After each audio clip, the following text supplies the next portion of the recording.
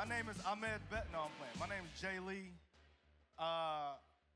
Ahmed went to the boys' room. So he went to the restroom, and I'm gonna come out here and do some warm up until the main attraction gets here. Traffic, am I right? You guys? Sure is hot outside. Man, heat. All right, everybody, this is Ahmed Best. Do we have two microphones? Oh, look, man, hold on. Do it again, man. Go back there. I got to introduce you. All right, yeah. So listen, this is my first BlerDCon. My name is Jay Lee, also known as Lieutenant Commander John Lamar from the Oroville. And I'm going to introduce you, man. Go, hey, it's a surprise. My fault. Like he's never been. Do it again. Do the thing again. Let me do the bet, thing. bet. Rookie. Jeez. And I also am lucky enough to call this guy one of my very, very best friends in the world. And you guys all know how much of a legend he is. Please start clapping right now. Clap, clap, clap, clap, clap, clap for Ahmed Best. There you go. Hey, yeah. Good to see you, bro. Good to see you, man. Okay. Yeah, we haven't seen each other for a whole two ass minutes. This is the worst idea Hilton could have done. We're about to fuck this up. In a great way. Language. Relax. So are we just talking to each other? Yeah. Is that what's happening? Yeah. Oh, I'm really excited. Yeah. Hey, all of y'all in the back. Yes, you. Come up. We're just chilling. We're just hanging. Look, we are really close friends. Yeah. So we're all gonna be close friends today. Yeah. Why don't y'all just come in? Just come on up. You know what I'm saying? Make yourselves at home. This is gonna be like you're in our living rooms. We know each other so well, we finish each other's sentences. There you go. Come on in. Is this everybody? Great. Who's been to BlerDCon before? Like, make some noise. This is your first time? This is my first BlerDCon. I've been a Blerd all my life, and this is my first con as a Blerd. And I feel really at home here. You know, I feel like I found my tribe and I found my people, and now I'm gonna start a war because I know all the soldiers in the house. Yeah. Blerd soldiers. I love it. You know what I'm saying? This is my first BlerDCon too. I love seeing so many black people. It's, you know, we do a lot of these conventions and you go out and this is one thing that you have always sort of said that I really appreciate. Let me go back a little bit. When I booked Oroville, Ahmed was the first person I called. And I was like, hey, bro, I'm going to space. And he was like, let me tell you what's finna happen. So we had a nice, you know, introductory sort of, let me tell you what you're about to expect and what you can look forward to.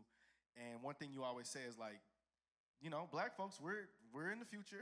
That's right, we exist. Yeah, we're in sci-fi. And I wasn't a sci-fi guy coming into this space, right? Like, I knew Seth because I worked at Family Guy. Seth MacFarlane, name drop. He's the one who created the show.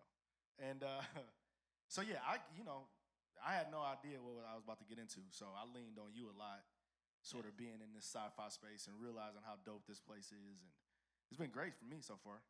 Yeah, I mean, you know, honestly, I grew up a sci-fi fan. I grew up on heavy Star Wars. A New Hope was the first movie I ever saw in a theater. And, you know, from that very first, you know, from the words a long time ago in a galaxy far, far away, I was hooked. I just loved it. And then my parents, who were Blerds as well, I guess, were big on Star Trek. You know, the OG Star Trek with Captain Kirk and Spock. So I grew up watching Star Trek on TV and, you know, later on realized that Nichelle Nichols, who played Lieutenant Uhura, which means freedom in Swahili, thank you, was asked by Dr. King. We all know this story, right? She was asked by Dr. King to stay on the show. And Tavis Smiley used to have a show on BET. And I was on the show with Lieutenant Commander Tuvok, Tim Russ from Voyager, and Nichelle Nichols. And it was like black people in sci-fi. And Nichelle Nichols was such an icon to me. I was like, I don't really get starstruck by people, but I was like shook. I was Michelle, starstruck. she's fine. She was gorgeous. I mean, she must have been in her like early 70s when I did that. Fine. Still, just risk it all. absolutely gorgeous and beautiful. I would have just jumped it. I just couldn't take my eyes off her. But she told that Dr. King story. She was like, I did not want to be on this show because she was a Broadway star. Like she did it all. She was like the triple threat, right? She could sing, she could dance, she could act. She was a triple threat, and she wanted to do that. And this, weird Gene Roddenberry space show came out, and she was like, "This isn't me." And she was just like, "If it wasn't for Dr. King, there would have been no Lieutenant Uhura." And I don't think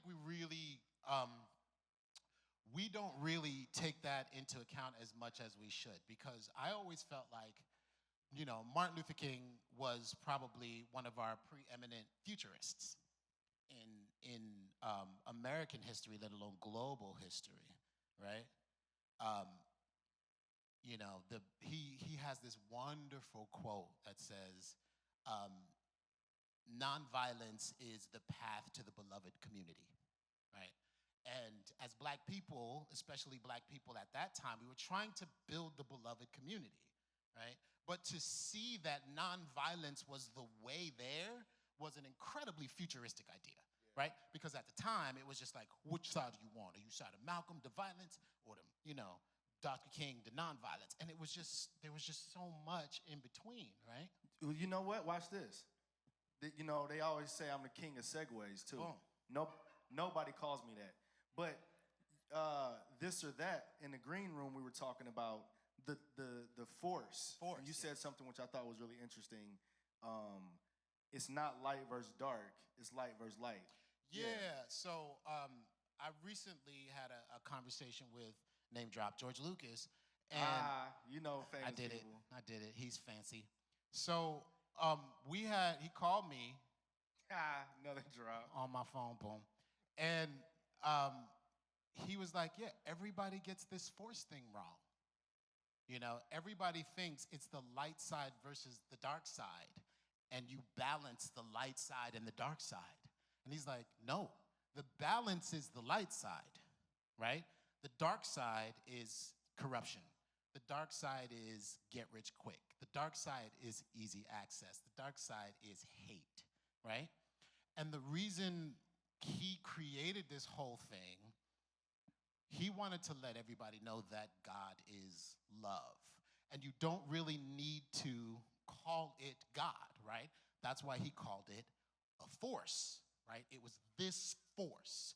And this force that, as Yoda says, binds us. Do not think this crude matter, right? It really is about the universal connection that we all have through this force called love. And when you are balanced in the force, all you see is the love of everybody. We were talking in the green room about the term namaste, right, in Sanskrit. And we're talking about yoga, right? And after yoga, most people say namaste, right? And I always call the yoga moms, because I take yoga, and I'm always like taking yoga with the yoga moms, right? And when you're taking yoga with the yoga moms and you say namaste, the yoga moms, yeah, the studio's filled with yoga moms. As soon as they drop their kids off, they're all at yoga. It's yoga moms in me, because I'm currently unemployed. And so I'm with the yoga moms, and yoga in Sanskrit, one of the meanings of yoga in Sanskrit is to correspond, right? And how do you correspond with your breathing? Like, everybody thinks that yoga is about the asanas and the positions, and you can throw your leg behind your head. But it's like, can you throw your leg behind your head while Master P break them off something that's playing? Boom. Exactly. And breathe, right? It's the breathing that is. And so when you finish that, right, which is hard to practice, you say namaste, which means I recognize the God in you, right? it's not just some cool shit to say after you finish doing poses. It's like we did this thing together. We all found a unified breath. And now that we're all connected through the force, this force, I recognize that force. Are you saying George Lucas created the whole Star Wars franchise after a hot 8 yoga session? Is that what happened? I doubt George did any hot 8 yoga. But, there are influences of all those ideas, specifically, those from Eastern traditions, all wrapped up in the force, right? Because he was a big Akira Kurosawa fan, right? So a lot of the Japanese Buddhist traditions, Japanese Shinto traditions are wrapped up in Star Wars.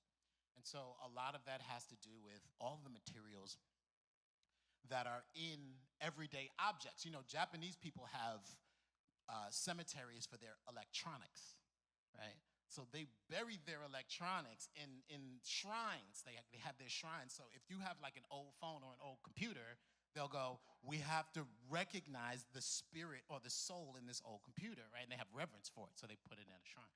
So here's the other thing. Ahmed's pretty smart. Nah, all right. This is a true story I'm about to tell. This is the LeVar Burton. This is a little bit of a name drop. Yeah. I always say I'm fancy adjacent, right? I get lucky enough that some cool thing is happening and I slide in before the door closes. Yeah. So LeVar Burton in LA was having like some people over, and I just so happen to know people that knew him, right?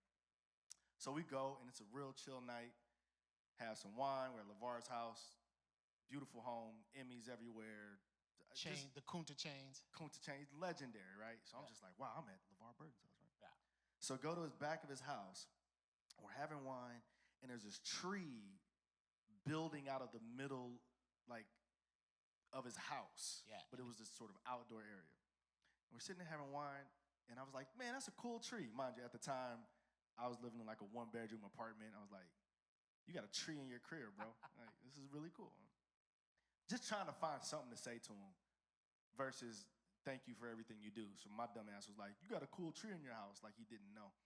And Ahmed had some wine, and he sits back, and he goes, oh, that's a Pleomelia reflexa. Yeah. I was like, this guy making stuff up at LeVar Burton's house. This is crazy. And he was sitting like that, legs crossed, drinking some very expensive wine. Yeah. I was holding my cup like this, gulping it.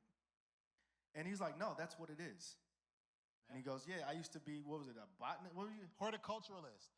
I worked at a Soho. I worked at a tropical plant store in Soho in New York City. I'm from New York City, right?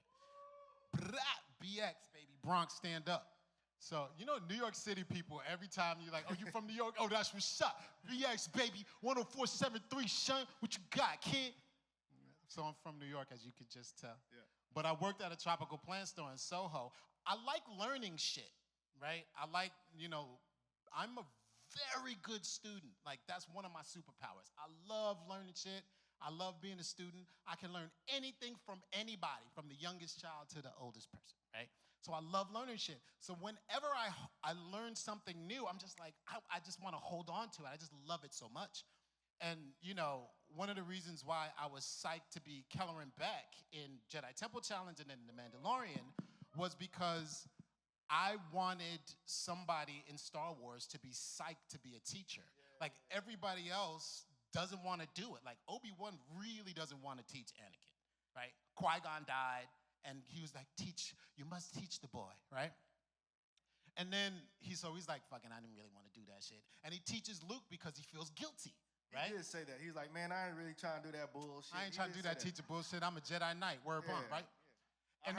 And then Yoda doesn't want to teach Luke, right? He's like, he is too old to complete the training. I'm not afraid. Yes, you will be, right?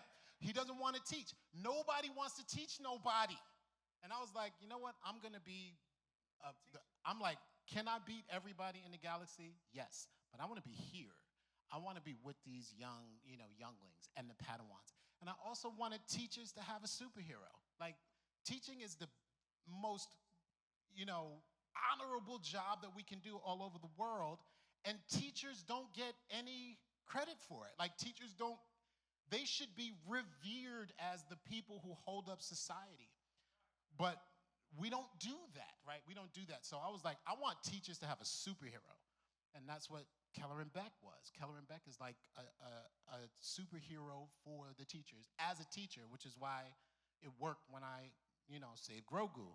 But I have a question for you, because not being a sci-fi person and being on the Orville, and you being kind of a pivotal sci-fi character in general, like the last engineer of a starship that we knew of was Geordi LaForge on TNG, was LeVar Burton, right? And you're kind of taking over that mantle.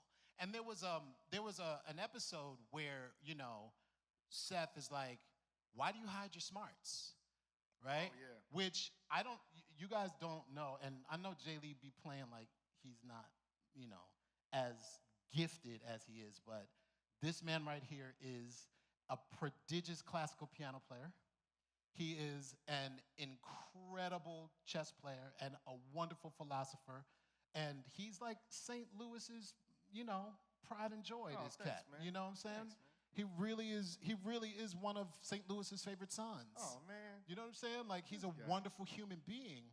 So Thank you. now you taking that mantle of being an engineer, right, on a starship, right? How does that feel to you? I mean, it's a great responsibility. It was an interesting, I didn't know John was smart as smart as he was going into the first season, because Seth didn't tell me. And I don't know if you guys seen the show or not, but I wouldn't have humped that statue in season 1 had I known my character was going to be this genius, Yeah. So I think as an actor, it gave me something to really play into. And, really taking it serious. So with season 2 and 3, I really tried to make John like, Isaac is saying all the techno babble, and what I really want to do is come in and say, we finna blow up if we don't get these people from A to B, So I also try to stay so St. Louis, as we call it in the Lou, even if I'm in space, you know what I mean? Because you don't have to sound a certain way or look a certain way to be perceived as smart or brilliant or in the know, So I could be from the Lou and still know about the quantum field of the ship, and and they're making up half the terms anyway. The dude who does all the science talk, I was like, is this real? He's like, I don't know, just say it. So, I try to bring St. Louis to space. Did you learn anything as an engineer, as John Lamar, that you take into your everyday life? Yeah, like, okay, this is weird. Follow me for a sec. I think I can travel, like time travel for real. Like, I can go in the future, but I'm getting better at going to the past. So there's a quote that says, so like your future self is looking at your present self through past memories, right? And I never really dug that kind of stuff until the Orville.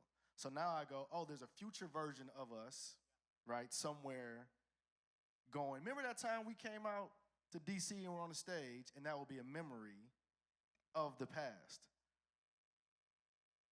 So yeah, I took that from the show, if that answers your question. Yeah, I mean, it does, because... And we only got like 5 more minutes. So if you guys want to, I don't know if y'all want to know anything. Yeah, do you guys have... Shout it out. Are there any questions in the audience? Because we talk like this together all the time, right?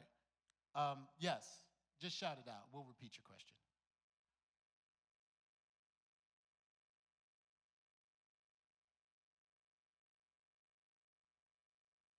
Are you talking to me? Man, listen.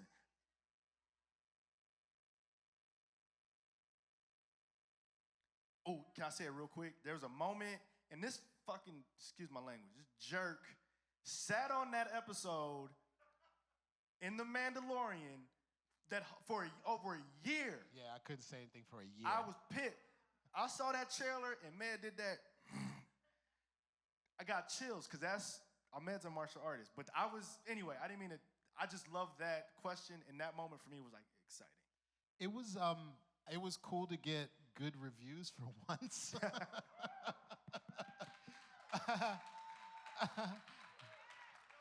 After all the shit I went through with Jar Jar, and you know, I've always been me.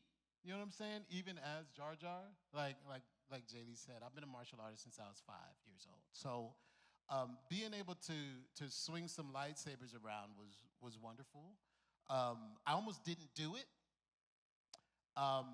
It was really Rick Famuyiwa, John Favreau, and Dave Filoni who were like, we're gonna make sure that you're safe. And that's the only reason why I said yes. Because, you know, I did it. I did Star Wars, and you know, I did my time. Each generation of Star Wars, we all have our time. You know what I'm saying? The only through line is really C-3PO. He's in all of them.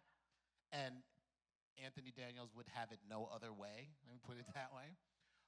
But like, even when there's a premiere, there's like the OG guys, and then the prequels, and then the sequels, and now the TV guys, right?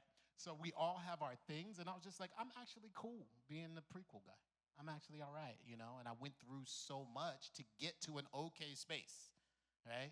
So I was just like, I mean, there was times that I couldn't even hear Star Wars without being crushed, right?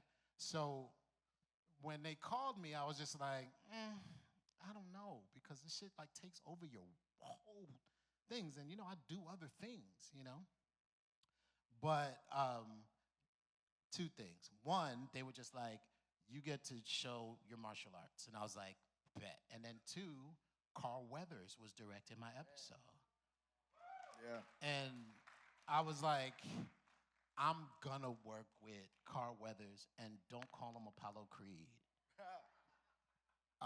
And God rest his soul, Carl Weathers and I became so tight. Like, he would like text me and be like, hey, brother, how you doing? And if that friendship was the only thing that came from it, I was blessed. So it was wonderful. So I think we got to go, but I think we're doing this tomorrow, if you guys are around, and then we won't talk about stupid stuff. We can get to what y'all want to talk about. Yeah, we'll talk to you guys a little bit more tomorrow. What's up? Tomorrow at 12 p.m. Tomorrow at Eastern noon. Standard Time. Yes. The same room. Hey, BlerDCon, thank y'all. We'll be here tomorrow. We're going to be out at our tables if you guys want to say hi and Yes. possibly sign some things, okay? Boom. See, y'all fucked up. Y'all shouldn't have let us do this.